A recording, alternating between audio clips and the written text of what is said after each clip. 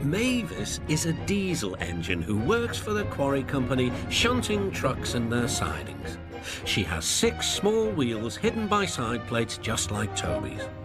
Mavis is young and full of her own ideas. She loves rearranging things too, and began putting Toby's trucks in different places every day. This made Toby cross. "Trucks," he grumbled, "should be where you want them, when you want them." "Fiddlesticks," said Mavis, and flounced away. At last, Toby lost patience. "I can't waste time playing hunt the trucks with you. Take them yourself." Mavis was pleased. Taking trucks made her feel important.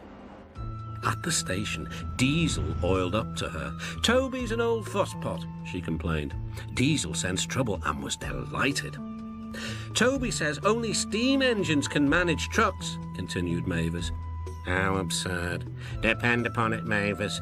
Anything steam engines can do, we diesels can do better."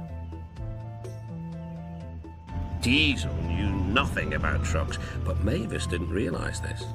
Toby's line crosses with the main road behind the station and for a short way follows a farm lane. Frosty weather makes the muddy lane rock hard and very slippery.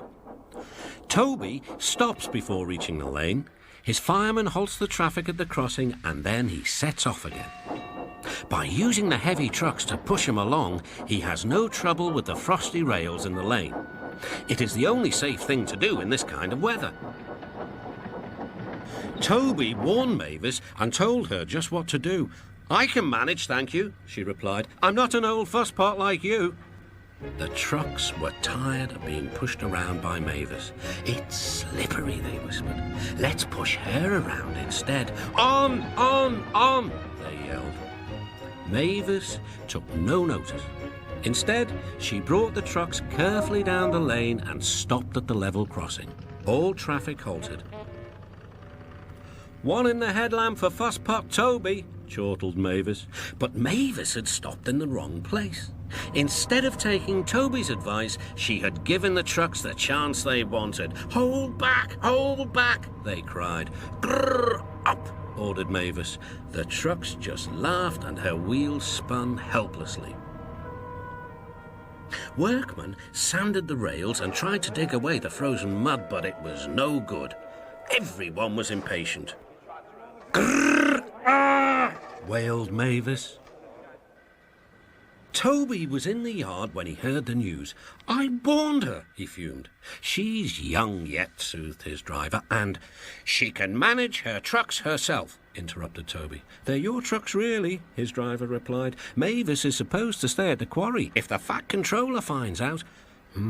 Yes," said Toby thoughtfully. He and his driver agreed that it would be best to help Mavis after all. An angry farmer was telling Mavis just what she could do with her train.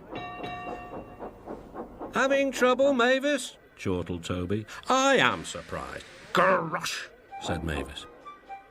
With much puffing and wheel slip, Toby pushed Mavis and the trucks back.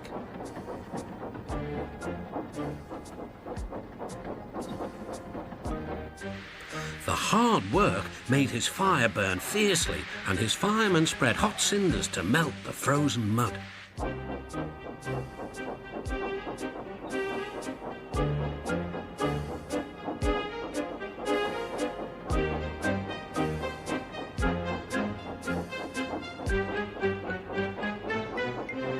At last they had finished.